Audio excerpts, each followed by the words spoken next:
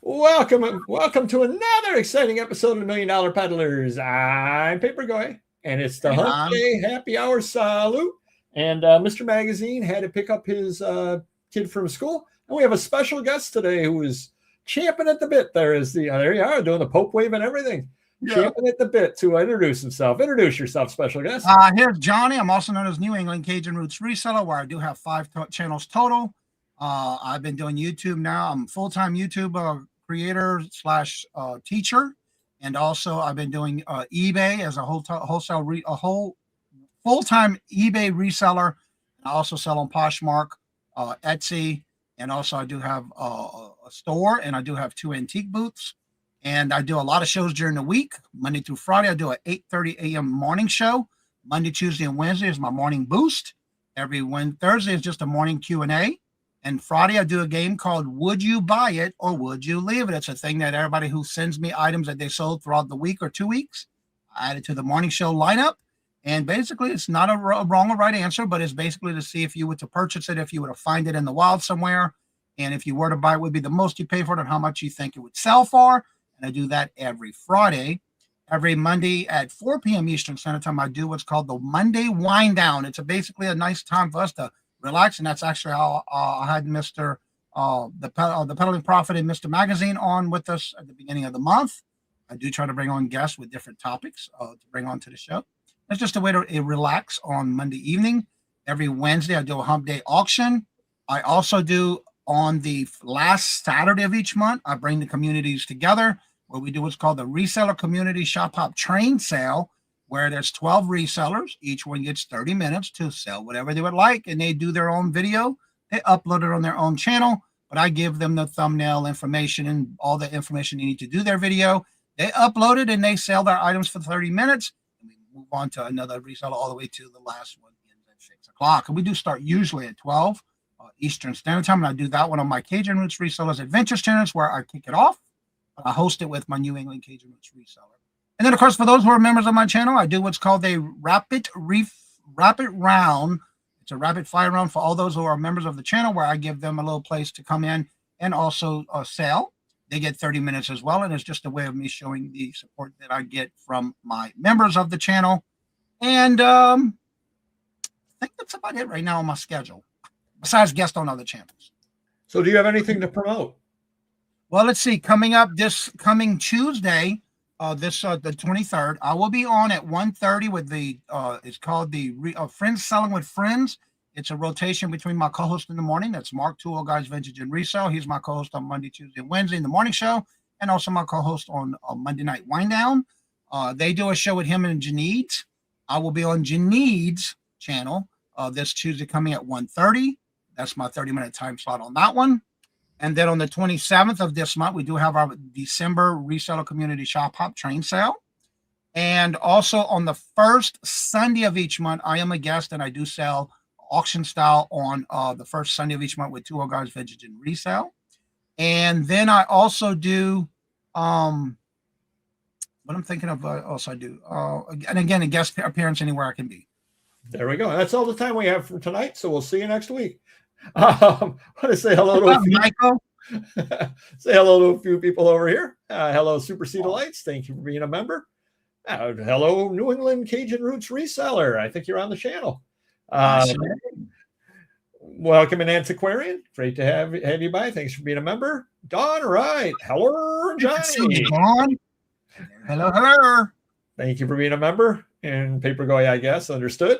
And Colleen, welcome in. First time. Great to have you in. And who else we got over here? And awesome Adrian. And thank you for being a member. And Diane, delightful Diane, welcome in. Crazy cool kids. Wow, there we are. Hello, Angry Otter.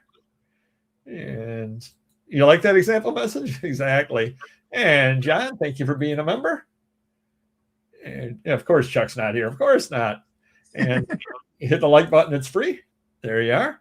Oh, there we are. Johnny channel, and it's also down below as well. And Eric Parent, welcome in.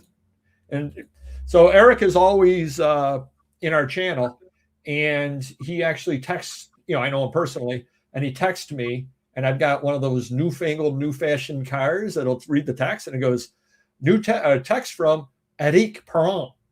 And so apparently he's French, whether he knows it or not. According to my car, he is. Hardest working man on the YouTubes. There you are. There you are. And exactly, Mags is Mr. Magazine's cat. We could have a cat sitting here the entire time. I could have it in my lap petting it like I'm Dr. Evil. It'd be great. Hey, Boo. Hello, hey, Boo. And Boo, welcome in. All righty, so we're going to start the show. Oh, and I forgot to tell you what I enjoyed tonight. We always start the show off with a drink. I usually do a shot with Mr. Magazine. I actually today, Mrs. Papergoy is, well, Johnny, you just came from a tropical location. Why don't you tell everybody where you came from? Hawaii for the second time this year. Wow. Went to Maui. In February, went to Maui, then Honolulu, and then this time, we were there about a week and a half, and I just came back from Maui, and then we went to the Big Island, Kona. Well, Mrs. Papergoy is in a tropical destination as well. She is back home in the Philippines. So to celebrate her being in the Philippines, I had a San Miguel beer, and I drank it warm, just like they do in the Philippines. So I had a warm San Miguel beer. Hey, God, I'm with her in spirit. I'm with her in spirit. So that's there you go. All right, we always start the show off asking how sales are. How are your sales, my friend? Well, they actually been picking up. I've been selling things that I didn't think I would sell this time of year. Actually, I'll have some of those on the Would You Buy It or Would You Leave It on Friday, so I don't talk too much about it. Sales are great on all across the board. And I have to say, don't be afraid to list anything because you never know what somebody's looking for their childhood. No, absolutely. Absolutely. And for me, it's been a slow Christmas season. I guess when everything is said and done, the numbers will be where they're supposed to be. Mm-hmm. But it's like pulling teeth. I think part of it might be a problem that I always had back when I had the day job was you would get a holiday and you'd say, okay, it's a holiday. Things are going to fly off the shelf because everybody's sitting home. And maybe at the end of the day, maybe it was a slightly better day, but because you had the expectations and because you're sitting there all day waiting for the sales, as opposed to if you're working, have a day job and you're working, you get home, you got 6 items to pack. You didn't really notice them sell because you were busy doing other things. Whereas if you're sitting there, watching you're waiting for the, the egg to boil, and you're sitting there staring, going, come on. So it seems slower. But then I look at the end of the day and my numbers are a little better than they, usually are for the rest of the year. So I guess they're okay, but it just doesn't seem like it, if that makes sense. Well, I'm averaging about $250 with 3 orders almost every morning when I wake up. All right. Yeah, Antiquarian, best week in a very long time. Well, that's good to hear. And 5-minute walk from the San Miguel in the Philippines. Oh, nice. Don't quit your day job. All right. So, Michael. Sold a postcard sent to a Civil War event in 1913, asking to register for the 50th reunion of Gettysburg. Undersold it at 85, but it went to a Civil War historian, repeat customer. If you made money, you didn't undersell it. That's the way I look at it. That's right. Yep. And Marvelous Mr. Hot Wheels, welcome in. And Eric Perron again. Hello and welcome, everyone. And Mr. Magazine said his sales, he's picking up his son today. His sales are good. Amazon is very good. His overall numbers are up. I will say this. I have never seen so many across the board low offers on eBay.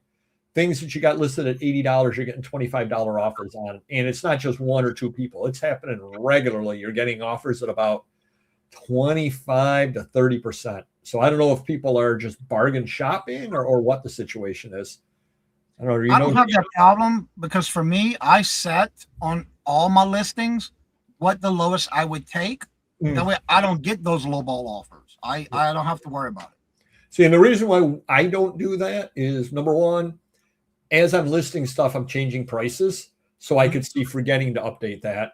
And the other reason I don't is because I use the cents to tell you when I listed it.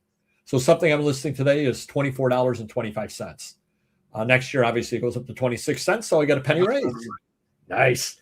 But that's what I do. I may not take a $15 offer right now. Now, 2031, I'm taking that $15 offer on something that's $8.25. So that is the reason why I don't do that as well. Or if even though you set your lowest price, you still can send offers, even though it may be lower than what you would take, and they would go through. Right, but I wouldn't be able to get the offer from somebody. Right. Yeah, yep. Sold a book set for 135 on Other Books Media. December turned into a decent month. Nice. Awesome. 'Tis the season of lowball. There we are. A $35 counter offer to my $110 offer on a $135 item, Banhammer. Yeah. There you are. Put my store on time away on Monday until Boxing Day. There you go. Okay. Promoted. I did 21 of my sales last week out of 49 were promoted. So we're coming at about 40% promoted. Do you use promoted listings or no? I sure do. I go across the board at 4%. Okay. Yeah. Unless it's something that is one of, then I don't. Now, if there's some that are multiples of something that's listed, then yes, I do a little more. Yeah. Typically across the board, it's 4%.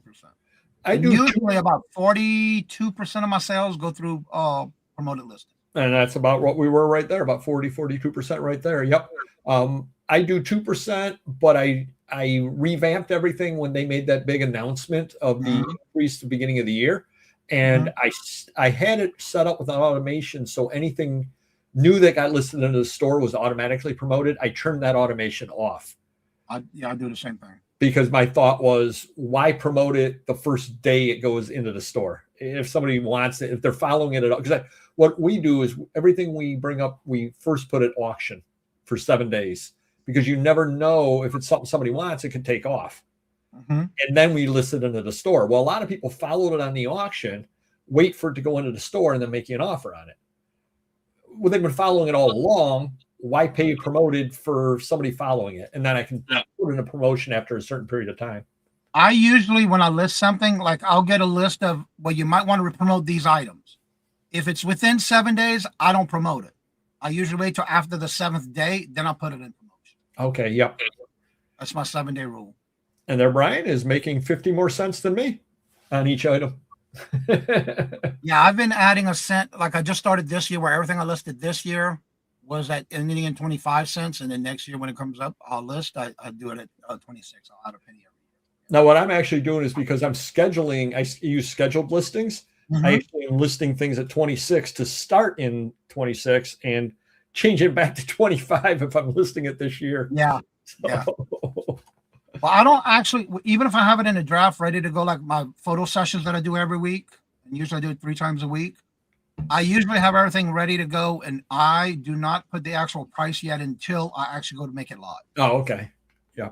I'm not got to double work myself. Offers report. I got 268 offers I got to send out to watchers. 178 of them were on items that were more than a year old.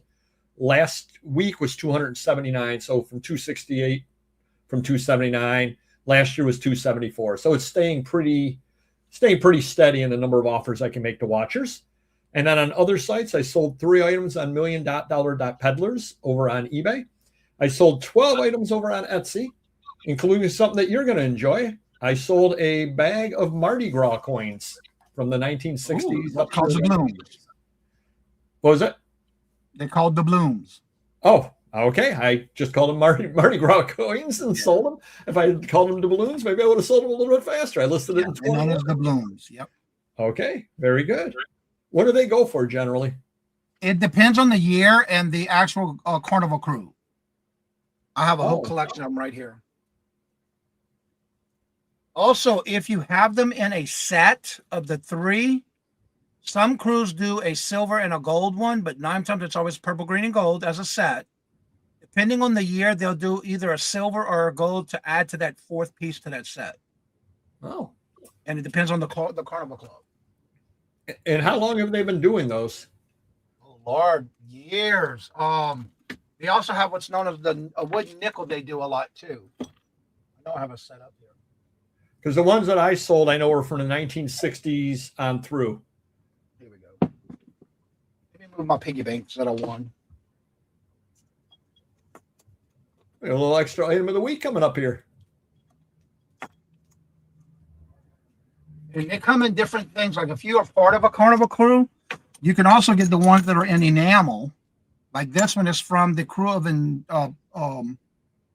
petroleums. This is more like a enamel one. Okay. Oh wow. It's in gold tone. Yeah. But normally, if you even have some that are like odd shapes, this was the one that I used to be in with the King of Crew of King Arthur. That was the carnival club I used to be in. That was our shapes of our doubloons there. Okay. But usually it's purple, green, and gold is your complete set. Okay. All 3 colors. That's your Mardi Gras colors with an additional silver one only for that year for that carnival club. So each carnival club had their own. And if you ever find the wooden ones, which is called Don't Take Wooden Nickels, they usually are going for pretty good money as well. Okay. They're made out of wood. Right. Yep. Wow. Just got an education here today. Thank you. Welcome in, Jackie Jack. And this is the medallion I got when I used to be on the crew of King Arthur. Oh, wow. That's a large one. They started in 1977, this particular group. Okay. That was a carnival club.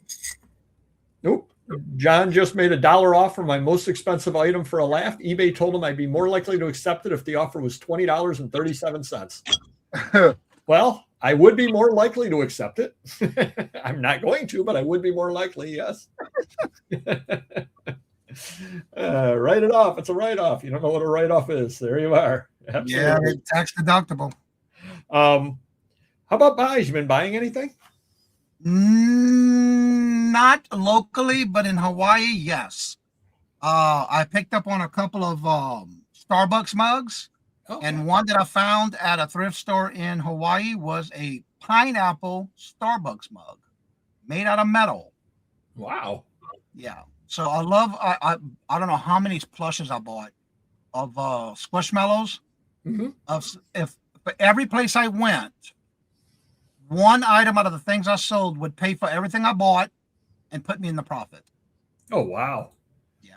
Wow. Needless to say, my suitcase was at 44 pounds when on the way home, and my carry-on bag was packed. Trust me, with Mrs. Paper going back, it's 50 pounds international, and she is, we're at 49 and a half. I can get another thing in. I'm going, really? That sounds like me. And La Paper, thank you for being a member. Ciao. Well, everything is good. You remember La Paper came over when we were on your show? Yep. I went to 2 estate sales. Well, they were both the same estate sale. I went 2 different days. Maybe that's a more accurate description over there. Spent $128 one day and $46.50 the next day. Some decent stuff overall when everything is done. It was Greg from Flower City, and we will have him as our guest on January 14th. We always like to have somebody that runs estate sales because we all see it from our side. Mm-hmm. So it's nice to have somebody who actually runs them to see it from their side. So it's going to be an interesting show. He's been on the show before as well. And I've been trying, well, it's a tough time of year to buy as well, but I've been trying to cut down on buying and, haven't really bought much of anything. And I went this morning and there was a box over on the front porch. And I said, what did I order? I go to get it. It was some opera programs and playbills from this guy in New York City that buys for me. And when he gets a bunch of doubles, he just mails them to me. Oh, and that's cool. I'm like, okay. And I just sent him a check. And he never asked for anything. And I just sent him a check because I don't want to take anything for nothing. So I made a check out and drop it in the mail for him tomorrow. And I'm like, well, I guess I'm buying stuff. Yeah. And tomorrow Friday, I'm heading on over to meet a buddy of mine from college Friday over in Erie, Pennsylvania. Well, on the way, and if you are a reseller, learn how to expense. It's a write-off. There's a guy in Fredonia, which is 2/3 of the way to Erie, that's been telling me he's got a whole bunch of Civil War books to sell. And I said, guess when I can make it over to your place? So I'm heading over that way anyway, going to fill the car up with a bunch of Civil War books. And I said, I do ephemera also. He goes, I got so much of that stuff. I said, sounds good. And then he goes, there's this other reseller you bought from. She lives 7 miles away. She's going to bring stuff too. I said, sounds good. Yep. We'll be buying stuff. Exactly. And Jackie Jack says Santa Claus is a reseller. Yes, I am. And I do have the outfit to go and dress up if I have to. You spend all your change at the ABC stores for Coconut Monkey souvenirs. Michael knows me. Yes. I love the ABC store. You save your receipts over after you get 100, you get a free item. 1857 Bible he bought. Oh, nice. Oh, okay. And a Sony Walkman probably needs a new belt in the trash. Nothing wrong with that. Oh, wow. Nothing wrong with that. Yes, I'm born and raised in Louisiana, south of New Orleans.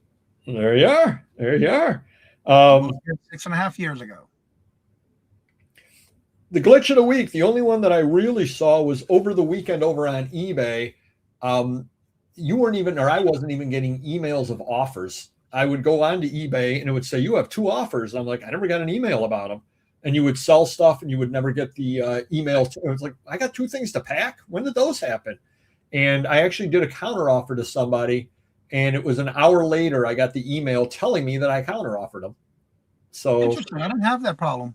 Yeah, they were all glitchy on the weekend. So I don't know what was going on.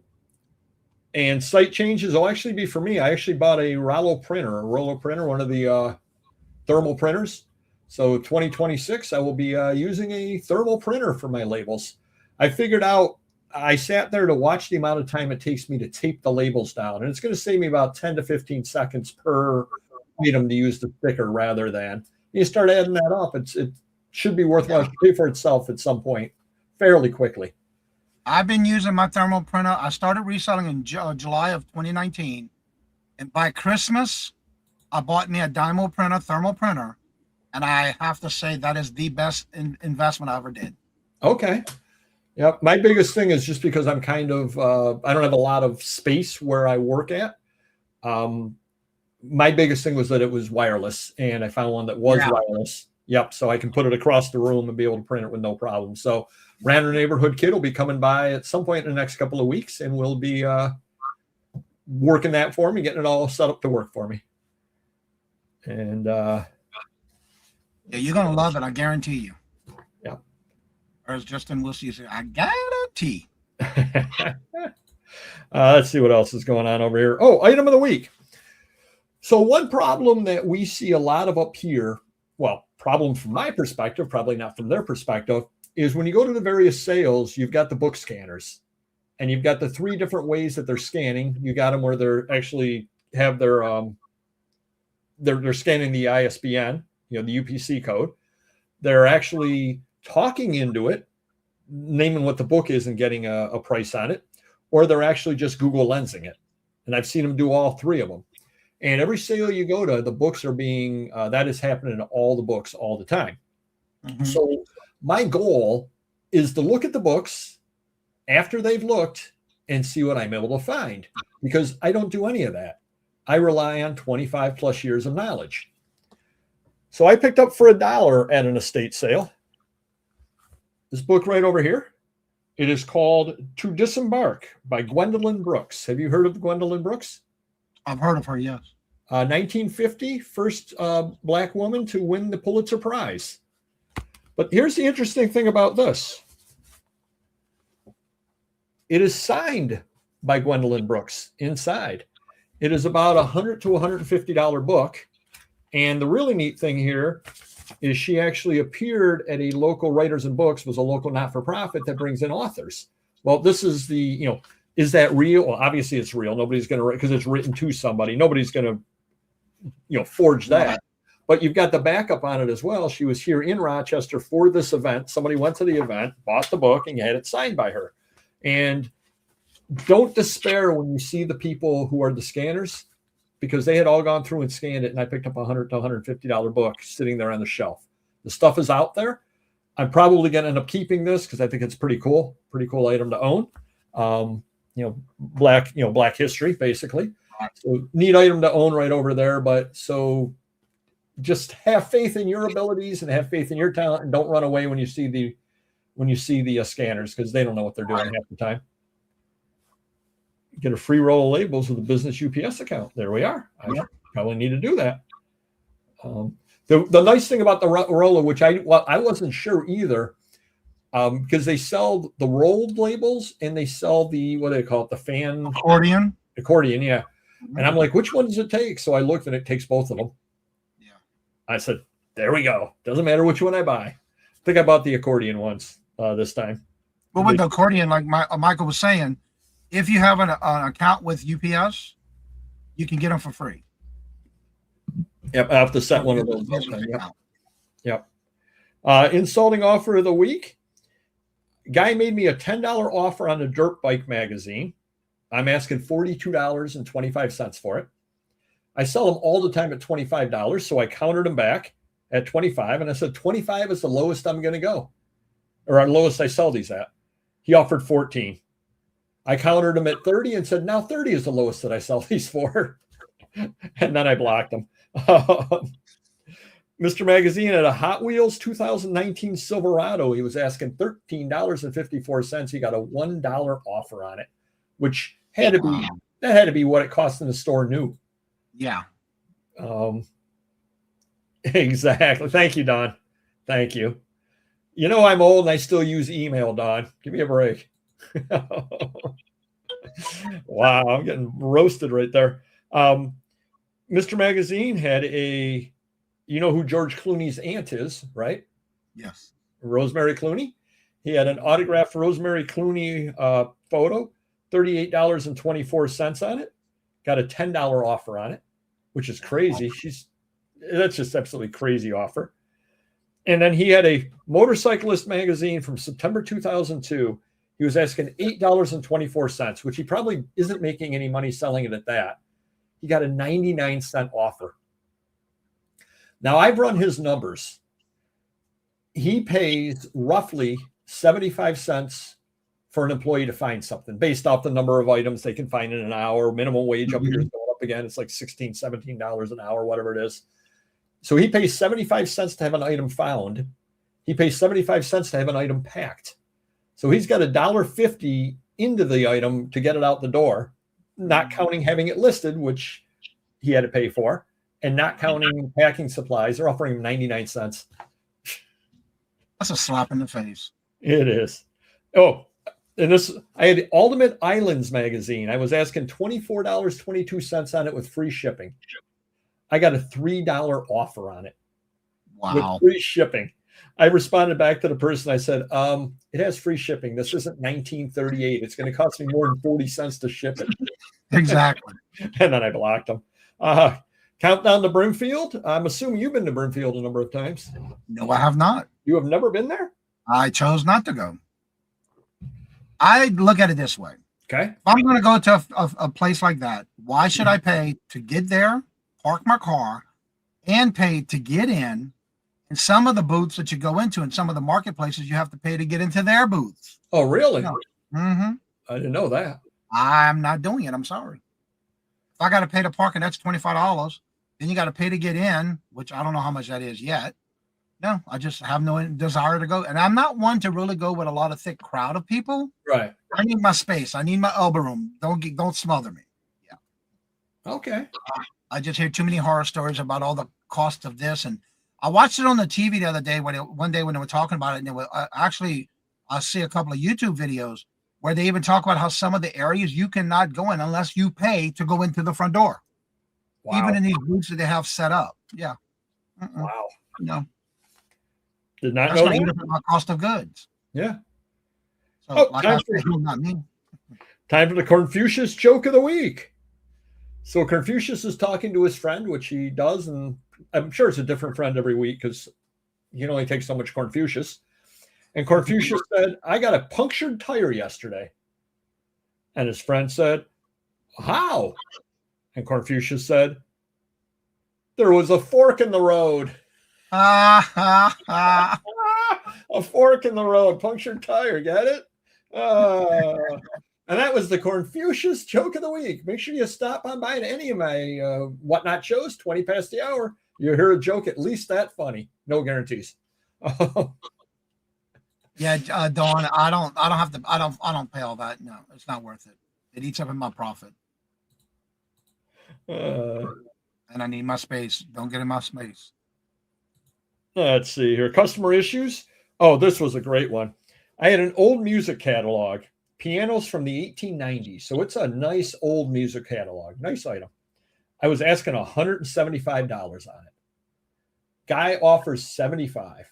Now it was a slow day for sales. And I'm a believer that you jumpstart your sales sometimes by accepting something. So I said, I'll take it. It's been sitting for a year. I'll take it. Fine. Then he goes, can you take a picture of the spine? Can you verify that? Can you? I said, so I sent him the description, because I know sometimes if you buy on a phone, you can't see the condition description. So I copied that and sent that to him. I go, here's what's wrong with the item. He goes, that's from the condition description. I want to know this, like 4 or 5 different things. I said, I must have written 3 emails, snarky emails, that I deleted each of them. And I said, it's not going to suit your needs. Should we cancel? And he goes, why do you want to know this? I want to know that. I go, the time for those questions was before you bought it, not after you bought it. You're not going to be happy with it. I will cancel it if you want me to. Waiting for him to say yes so I can cancel, buyer suggested cancel. Mm-hmm. And he's like, well, I've been buying paper for a long time. I know, blah, blah, blah. And I go, and I've been selling paper for a long time. I stand behind my description. Here's what it is. I said, he goes, were you going to cancel? I go, if you don't, I said, tell you what, you pay, I send it out. You don't pay, I cancel. It's fine. Right. He paid, I sent it out. I immediately blocked him. I got free returns. I don't want to deal with somebody or other like that. Like, right. I think I said to him, I go, the time to negotiate is prior to purchase, not after. Yep. If you have all those questions, ask me beforehand. Because he wants picture of the staples. I'm like, I had a picture of the staples. It's called a picture of the whole item. Yeah. Kind of crazy on those some of these people over there. But I'm just wondering how many people actually take the time to go read the descriptions too, and the condition. Yeah, well, he actually had on that one, but then he had 12 other questions. Yeah, on that. Let's see here. Oh, a guy sent talk about something or other worthless over here. A guy sent an email today for something that I bought, asking for a positive feedback on eBay. Talk about being something absolutely worthless. Now, you've seen the change that obviously that they made on eBay, where after a certain period of time, you automatically get a positive if they've received the item and haven't left a positive and haven't left a negative or opened it. You get a positive anyway. So my thought was, you could be upsetting people and end up getting a neutral by bothering them, saying, hey, give me a positive. Why bother? You're going to get one anyway. So let sleeping dogs lie. That's right. Oh, you, my friend, you surprised me. And I don't know how many people, and you don't have to answer this if you don't want to. But the other day, now I go into Mr. Magazine's on Sunday night into Monday. I wake up about 10:15 p.m. Sunday night. I go to Mr. Magazine's. I get there about 10:45 because I shower and drive over to his place. And I help him out at his laundromat and all that stuff. Every other day, I sleep in and I don't get up until 2:45 in the morning. Well, I happen to send you an email just to verify the show at about 1 o'clock in the morning. And shortly thereafter, I got an email from you saying, we'll see you there. And I asked you, are you getting set to go to bed or are you waking up? What did you say, my friend? I'm just waking up and getting my day started at 1:12 in the morning. You are the only person that makes me look lazy for sleeping until 2:45 in the morning. I'm usually in bed by 7-ish. I'm usually awake with no alarm clock between 1:30-ish to about 3 o'clock is where I wake up usually, as long as I'm in bed by 7-ish. Yeah, and leave out Sunday night because that's the weird night. Every other night, unless I'm traveling. If I'm traveling, it's a different story. But if I'm at home, I wake up at between 2:30 and 2:45. No alarm, just wake up and I'm up and I'm set to go and ready to seize the day. But to hear you getting up, I mean, if we were somewhere together going to Brimfield And I get up at 2:45, and you'd be sitting there like this, tapping your clock, looking at me, going, "Oh, what are you?" I'll be there drinking my coffee, like, okay, when you're gonna get up. But one of the things I do too, though, on Sundays, that is the day I do go to bed early, about 5:30, because I want to make sure that I get my weekly rest. So that's my biggest day that I definitely go to bed earlier. But I find that as long as I'm waking up and getting everything I need done in the morning, there's no botherations, there's no phone calls, there's no one bothering me with emails, unless I send and reply to emails and say, oh, they're up again. But most of the time, most people who are in my channel or follow me know that I do get up early. But 9 times out of 10, it's always emails, pull orders. Like right now, I already pulled my orders that I had this afternoon. My orders went out this morning. I had orders that happened during hump day auction. So while waiting for you to come in the back room and I get on here, I already pulled my orders from earlier during hump day auction. Yeah. That's what I do in the morning. And then I get a lot done that way. And I get my photo sessions for listings and things. No, you're absolutely right. And that's why I absolutely love waking up early. You can get so much done, except somebody named Jackie Jack always does message me because he hasn't gone to bed yet. And then all of a sudden I'll make the mistake of answering his message at 2:45 in the morning. And then we have a conversation till 4 o'clock when he goes to bed. And I'm going, what the heck is going on? Dawn, I'm going to give you a secret. I've taken 2 naps today between each show. Yep. It's my 3rd show today. That was my next question. Goods, what's up? Hello, good afternoon, and welcome. Or good evening. Long time no see. That was my next question, if you nap or not. And I swear by naps. I take about anywhere from a 20-minute to half an hour nap every afternoon about 2 o'clock. It just really hits me. And I lay down for about half an hour, and then we're good to go. Cameron, how are you been? Hello, Gravity Goods.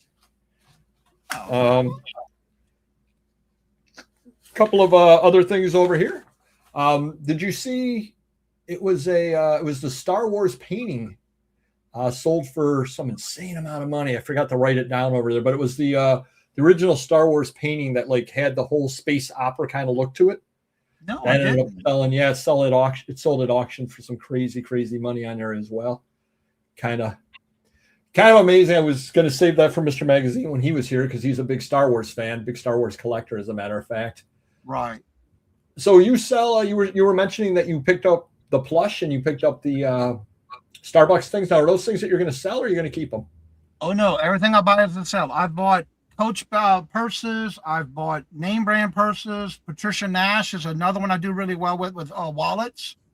Squishmallow plush. Jewelry boxes. Vintage jewelry.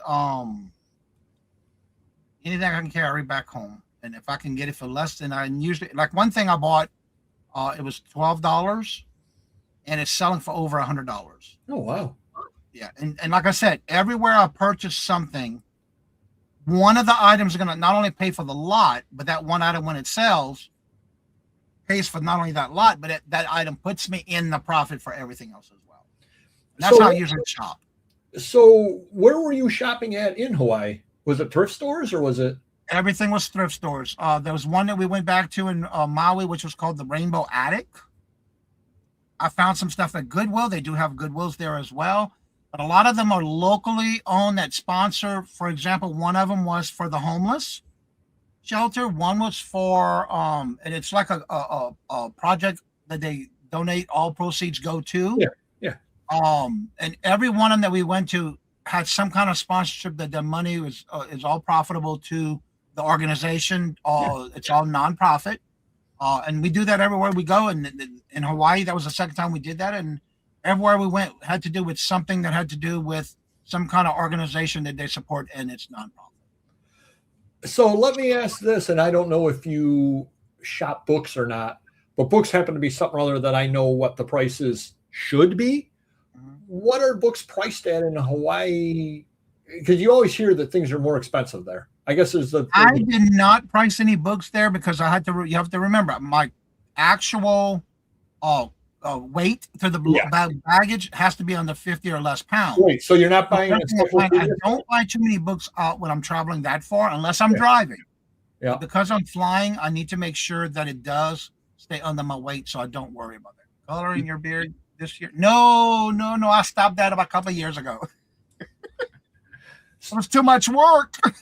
So you're not buying. This is all naturally white.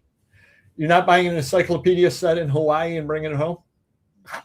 And I'm not going to ship it back because that's going to cost a lot of bucks. Oh, God, yes. Yeah. No. Although I guess you could technically do that media mail, but it's still going to cost you money. It's so heavy. Yeah, I'm very picky when I am traveling, especially flying.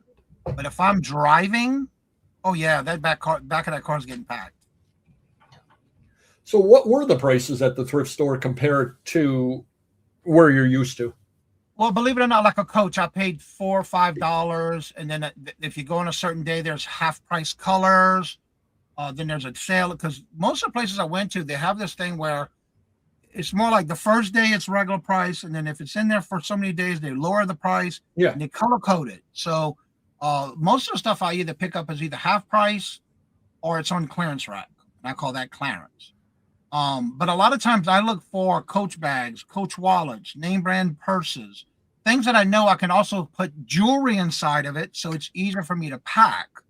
And I still get most of the stuff and I usually do things like my the plush I bought was all squishmallows, and all of it fit. Like I put a layer of clothing, and then I put the whole layer and I have a large suitcase. The whole layer was covered with plush. Then I put my clothes right on top of it, and I have those straps in my suitcase. Yeah. Where I was actually able to compact it, where it was all compact in the center. So basically, it sounds like because when I go on a business trip wherever with Mrs. Papergoy, I'm buying a lot of purses, shoes, and jewelry as well. However, none of it finds its way to eBay. I don't quite understand what happened. And I have to say, everything I bought was drafted in with a picture from my phone in Hawaii, ready for me to come home and take those pictures. Wow. Yep. Yeah. And I'm going to be going, as I said, I'm going Friday to Fredonia to buy those books and everything. What I plan on doing is, and hopefully my buddy Bagpipes understands this, is while he's droning on in the hotel room, I'm going to be putting whatnot auctions up because I got the time. I can listen to him while I'm doing it. You know, what am I going to do? Sit there like this and stare at him the whole time he's talking? I might as well listen to him, talk to him, and put up the auctions, because one thing that a lot of people he works a day job, a 9 to 5. And one thing that a lot of people, he's on vacation. So he's off of work. So he kind of shuts it off. And he doesn't necessarily understand that you and I were doing it all the time. And hey, if I can sit there and talk to you, and in fact, I put 3 auctions up while you and I are talking. I don't know if you saw that or not. But if you can sit there and use the time wisely like that, why wouldn't you when you get down to it? Exactly. Especially when you're a one-man show. Oh yeah, definitely. Now, have you ever done whatnot? Yes, I have, and I'm already signed up for it. I did 4 or 5 shows already. Okay. But for me, I don't have the quantity of items. Okay. To keep it going for the prices that I need to get for. I do buy as low as I can, but for the quantity you need, it's not for me. Now, did you like whatnot or not like whatnot? Or I liked it. Yeah. It's just a matter of the cost. Even if you, for example, most of my items I get in bulk, but I'm not getting enough in bulk to be able to rectify me selling it for as cheaply to start with. Yeah, like $1 or $2. So for me, it's just not worth it. But all the work. Now, I've also done live shows on Poshmark. And what I do with Poshmark is I also now bring on guests, like for members of my channel. I'll bring them on as a guest, and I'll co-host the show for them.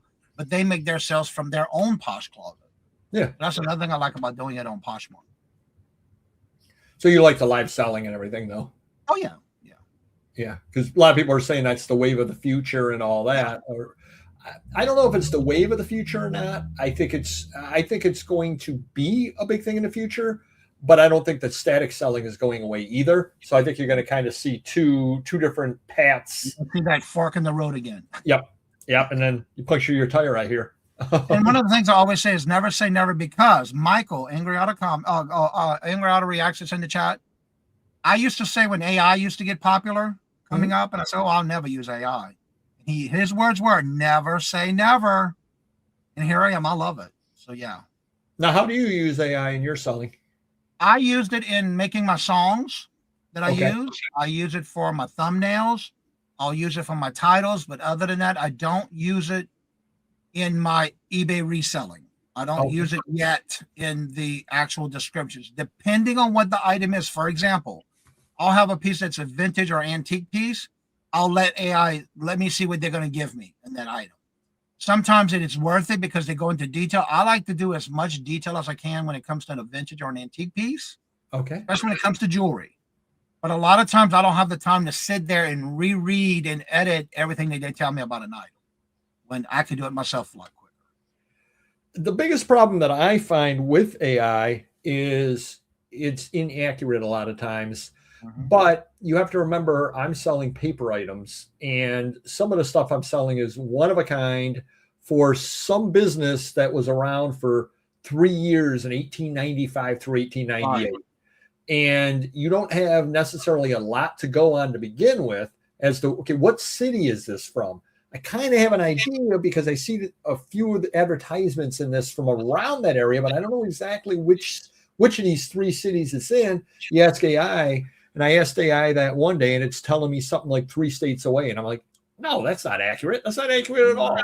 You know, some little florist in Pennsylvania is not advertising in a theater program in Michigan. That's not happening in 1863 or 1883. It's not happening.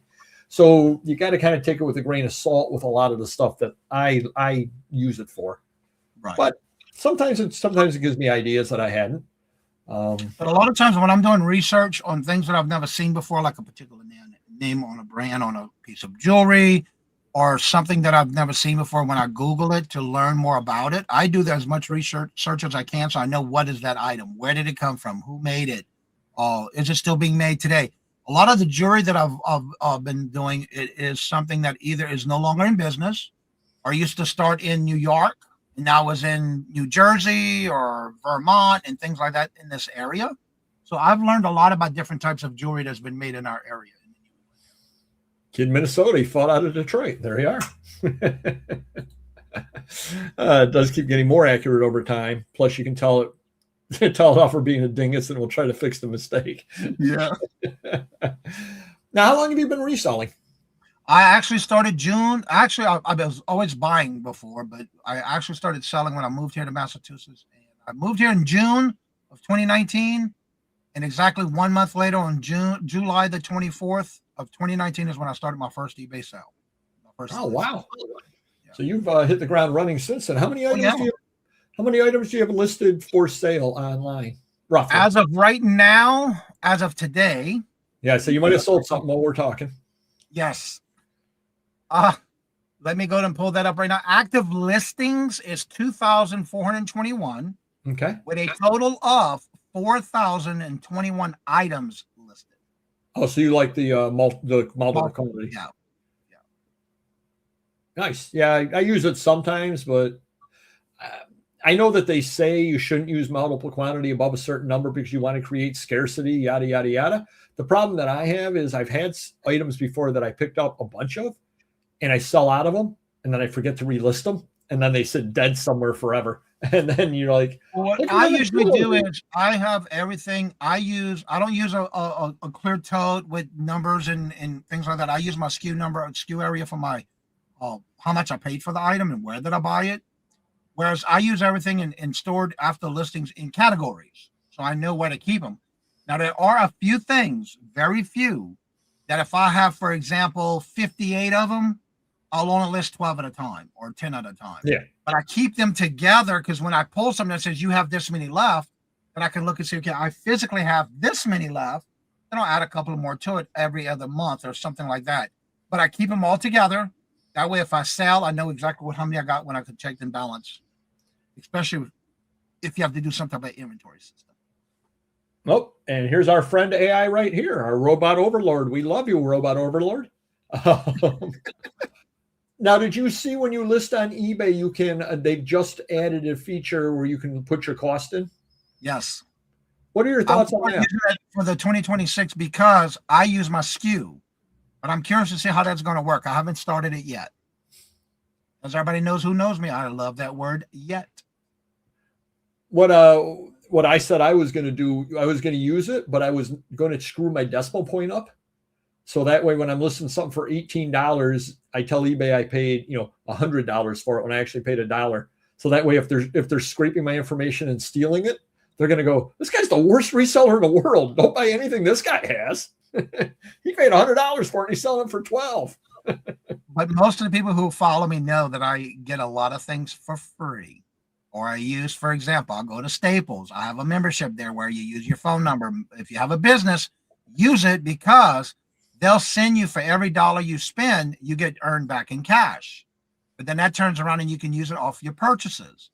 If you buy ink or paper or office equipment, all that turns into cash, where you can turn that in and at the end of any time you want to. You'll go back in the store. And if you purchase something, most people know I am with this, I love clearance. I go into the clearance section first. And every time I go, no matter where I'm at, I do a retail arbitrage. I'll go there first to see what I can get with the free money I've already earned or money I spent already, where there's no additional cost coming out of my pocket. Yep. So for me, that's free. Yep. And that's how I do a lot of my shopping. I mentioned this on a show before, Madison Bachville. I don't know if you've ever heard of that or not. It's a big antique show, upstate New York, over near Syracuse. And a guy had milk bottles, and he sells milk bottles, sells milk crates, and sells the old milk, the containers and all that, cartons. That's what I'm trying to say. Right. He sells all that. And he sets up there, and he's got a nice big display, always in the same spot. Well, I think they're trying to get younger people into the hobby. Yeah. So he had a small card table there that he was putting some bottles out on with the sign that said, milk bottles free. And I said to him, can you do any better on the price? I said, I had to be the first person to ask, and he was laughing at me. But the clearance section, there you are. What's the clearance, Clarence? So what's your favorite? What's funny is that I used to have a guy who, when I had hair, that used to cut my hair, his name was Clarence. I'd call him Clarence, and he loved it. What's your favorite thing to sell that you sell? Anything that I can get for cheap, the cheapest I can get it for, and sell it for the most I can get for it. Is there anything you don't sell? Anything that I haven't gotten yet? Like, would you sell snow tires? If I had to, yeah. Okay. I just am wondering about. For example, say I bought a storage unit and they were in there, I would, because then I'd have to put those possibly either on the auto section of eBay or Facebook Marketplace. Oh, so you do sell in Marketplace as well? I got signed up for it. I got approved. Now I need to start listing stuff. Okay, yeah, because I was wondering about that, because that's one of the big things is I am 98% paper and paper books. And if it's made out of paper, I'm 99% of my sales. I try to avoid other things. Not that I don't buy a few other things, but I try to avoid them. Exactly. Just for whatever reason. And I think the reason why, I think there's a couple of different reasons why. Number one, the items that I sell are standard to me. So I can pack them very, very quickly. I have the proper supplies. I can get them packed, no problem at all. I've been doing it for years, so I know how to list them. I know the categories. Like, do you find that to be a hindrance at times, knowing what? No, because I also have two separate antique booths at two different locations, and I can also put those in my antique booth. Okay. I need to. Because one of them is actually one location I'm at. It's more of a, what they call it, a co-op. Yeah. It's a mixture of antique, vintage, collectibles, and just in everyday needs. And the other one is strictly antique or vintage. Yeah. And depending on the space I have, I would put it there. Because right now I have a couple of Tiffany-like style lamps that's at my antique booth. Yeah, those wouldn't be fun to ship, would they? No, I don't want to take that chance. Right. Yeah, and that's. But here's the other problem too: is leave out the shipping. Leave that part all out of it. If I went to a sale and they're like, "Here, you're taking these," it would take me so long to list it. What do I say about it? How do I list it? Does it work or not? Do I do this? What category do I put it in? I don't have any idea at all. Versus I get into the paper stuff. Boom, boom, boom. Oh, that's books, antiquarian. That's this. That's this. This is the drop down. This is the drop down, because I know all the paper categories so well that when I move into something else, I'm a deer in headlights going, where would I even list this at? Now I know you do searches on where other people listed it, et cetera. Well, you can also use Google Lens to get an idea of what it is. Now, 9 times out of 10, you do have to take different angles of the picture of that item to get an accuracy, because I see that a lot. But I guarantee you, when you start looking through Google Lens, it'll give you an idea of what it is and what category, because you can find out all kind of stuff when you Google Lens an item. Oh, that's no problem. There's Michael, and I know that's not Mark because he's probably in bed already. But all right, we're just about done. I'm going to tell a quick ramble. We always finish up our show with the rambling story of the week, and seatbelt yourself in because this is a story. So yesterday I had a Whatnot auction at 7:00, and you're familiar with what trains are on Whatnot? Yep. So I was part of the last Shopaholic train, 7:00 at night. Penguin Boss was the person before me. And what I always do when I'm on a train is I always start the show. I'm watching the people before me shows, so that way I can comment on them. But I also know, okay, they're set to, send them over to me and everything like that. No problem at all. Mrs. Paper Goya's on a flight. Now, she had a 3-hour flight yesterday, or no, an hour flight yesterday from Rochester to Newark, New Jersey, 3-hour layover in New Jersey, 12-hour flight over to Japan, 3-hour layover, 5-hour flight to Cebu, Philippines. She's in a hotel right now. Tomorrow morning, she's taking a ferry back to her island and then a 3-hour drive home. So she's got a lot of driving and a lot of busy. So she's on a plane yesterday about 6:30 in the evening. I suddenly get a text from my credit card company. Did you authorize this charge? And I'm looking at it going, I don't know. And I said, well, it could be a scam. You absolutely never know. So I jumped over onto the email, and I got an email as well. I figured if you're a scammer, you're not going to email me and text me the same question. So, and I looked, and about 5 minutes earlier, I had gotten a charge made on my card for $291 for Pep Boys. And I'm thinking to myself, unless they needed a new wing on the plane and they're walking down saying, we need donations from people, who's going to help us get this? Pep Boys is going to deliver it. It's really unlikely my wife is shopping Pep Boys while she's 20,000 feet up in the air. So I clicked no. And this is like 6:35. I get the response, we will call you. I'm like, okay, I got 25 minutes. When are you calling me? I got a train coming up. The phone rings. I answer it. All of our agents are busy right now. We will get to you as soon as we can. I'm like, you called me and put me on hold. So I finally get through to the agent and they start, did you make this charge? Did you make this charge? Did you make this charge? I'm like, no. She goes, did you file a police report? I said, I just found out about this 15 seconds ago. No, I didn't file a police report. And she starts laughing. So it turns out somehow or other, my card was compromised December 2nd, and they've been making charges straight through on it, including a 79-cent charge, which my thought is somebody compromised the card, used it, and then sold it. And whoever bought the number ran through a 79-cent charge to see if it worked or not, because that's sometimes what they do. They put a really small charge through. So I'm telling you, yeah, the card's good. Give me $50 for it. And you go, well, let me just test it. It goes through, and then you give me the money for the card. Wow. Well, meanwhile, she's going over to the Philippines, and I know she has that credit card, and I don't know if she has another card or not. So I'm going, and we got the train coming up. So I'm in the chat of the train going, I might be late to the show. Credit card fraud. I'm going to try my best. And they're like, what's going on? I'm explaining what's going on while I'm on the phone. Got off the phone at 6:59. Made it to my show right on time and was able to get the show done. So then as soon as I had messaged my wife, and as soon as she landed, she called me and I said, can't use that card. They've wiped the card. They've shut the card down. You're not going to be able to use that card. Do you have another card? And she goes, yes. I said, good. I said, just do me the favor of messaging me when you use it, because we didn't really tell the other credit card company she was going to be overseas. Right.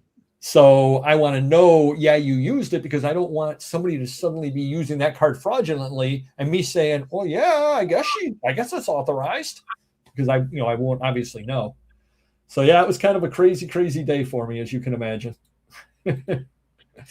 All righty, a 3-hour tour. Absolutely. Wow, everybody was in. See you, Susie. Susie Dragonfly came in. Oh, sorry, I missed that. Dragonfly bees. Yeah. Here we are. All righty, so it was great having you aboard. Thank you for having me. Tell them real quick where you're going to be at tomorrow. Starting at 8:30, I'll be on with my morning show. There's a Q&A every Thursday. And then on Friday is the morning, would you buy it or would you leave it? It's a game that I play every Friday. It's a game that's no right or wrong answers. You just never know what's going to be and what you're going to see and who's buying what and who's selling what. That's every Friday at 8:30 as well. I'll tell you right now, Mr. Magazine's buying it. That was easy. That's the worst game in the world. Yep, he's buying it. Yep, he's buying it. Yep, he's buying it. And it's fun. It's just a way of you thinking. I do it on Fridays because, of course, most people go out sourcing on Fridays on the weekend. So just get you thinking. If you see something, it's like, wow, I need to check and see if I can find that. If I do, I remember that from Johnny's show kind of thing. Yeah. Well, and I'm going to promote something here as well, especially some of your viewers came on over, which we definitely do appreciate. Hopefully they can like and subscribe here. And our viewers do like and subscribe to him as well. His link is down below. Love to have you. We have a video we put out every Tuesday, which is top 10. And for instance, this past week was top 10 World's Fair items. And I go to eBay and I mark, find the 10 highest price items. Not exactly, because if 3 straight are the same thing, I'm not going to, you're very, very similar. I'm not going to bore you. So I try to get a little bit of a mix in. But like next Tuesday's top 10 Vietnam War items and so on. And I absolutely love doing that. And much as you were saying there, the reason why is because I am so paper heavy that it's opening my eyes to a lot of things, because I had no idea this was $1,000 item. I can walk right by this at a sale and not look at it twice because it's not paper. Now at least I'm going to slow down because of this top 10. I'm going to slow down a little bit and look at items that I wouldn't otherwise look at. So also want to remind everybody, don't forget next Wednesday is Christmas Eve. And if you're trying to get any items out before Christmas, guaranteed as the USPS promotes, make sure this Friday on the 19th is the last day you can get anything sent out on Ground Advantage. Be, quote, guaranteed by Christmas. Well, there we are. And that was a public service message. Oh, wait, I got another public service announcement. If you're on eBay and you have a level store that you get a coupon, make sure you use it before you lose it, because today is the last 2 weeks of the year and of this quarter. And if you don't use it, you're going to lose it. So why not get it? Use it for your shipping supplies. And I'm going to give a PSA as well. I am not your accountant. However, I would suspect that your accountant would tell you that it is a good time to take a look at your numbers. And if you are in the profit and you want to pay a little bit less in taxes, find some expenses at the end of the year, buy those packing supplies, buy things like that. Better to write the check to Uline than it is to write the check to Uncle Sam. Yep.